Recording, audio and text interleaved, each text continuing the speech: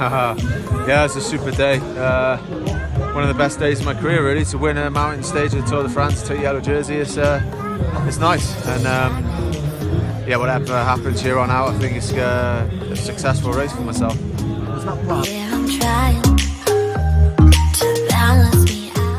Tom, where we headed to? Outdoors.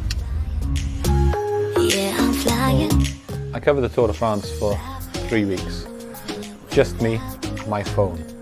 Not once did I use a laptop, not once did I use a camera, and a lot of what I used was published on Words Today, Newyddion, and of course went out online. The most important thing was obviously a phone. I use an iPhone, it's not quite this one, but I used an iPhone 6 Plus.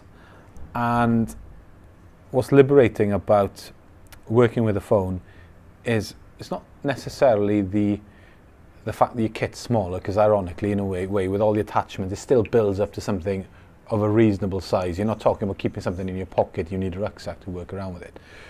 But what I found most useful about working off my phone, I could record things on my phone and edit them on the phone at the same time. So software and apps I used the most was iMovie.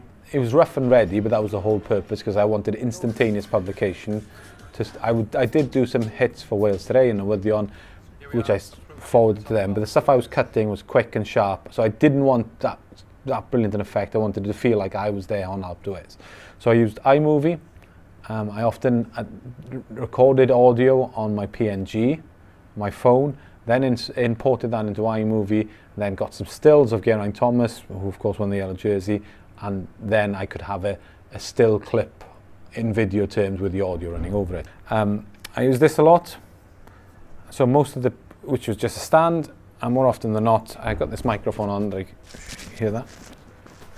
Okay. So I had this little attachment which attached to the phone, as you can see here, the microphone, and I did a lot of my selfie videos in this simple format, or if I was on the side of a mountain, wanted a bit of a panoramic view, stretch across. In that sense. An iRig is very handy as well, because this attaches to your phone, and effectively, if you have a microphone, now we were doing a lot of radio broadcasting, so we had high quality radio broadcasting, we could attach that into it, use it as a microphone. I haven't got that mic there, it doesn't really matter, and you could use it to do interviews and film, should you wish to at the same time.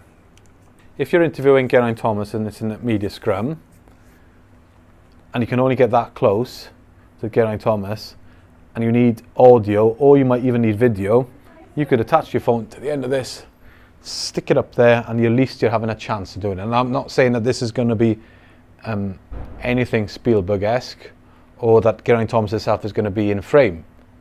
However, you're a one-man band operating on your own, and there's 12 people in front of you, so that's the best you're going to get. So often I would use this, attach the phone to it, 9 times out of 10 just to get audio more than anything. And if this was attached at the same time, this just gives it a little bit of a boost just at the end of the microphone, so you just got the microphone itself's not brilliant, but it gives you range, I think, directional range, so at all times you're aware where you're pointing to, especially for audio, works quite nicely. Even the subject you're speaking to feels a bit more like you're doing an interview. One of the best days of my career, really, to win a mountain stage of the Tour de France, to yellow jersey. It's nice. If you've got 4G, you can film a video at the finish line, and you're talking 30 seconds after Geraint Thomas has crossed the finish line, someone's getting a reaction back home. I loved it. I loved working just off my mobile phone. It was easier. It was simpler. I think it's the future. I loved it.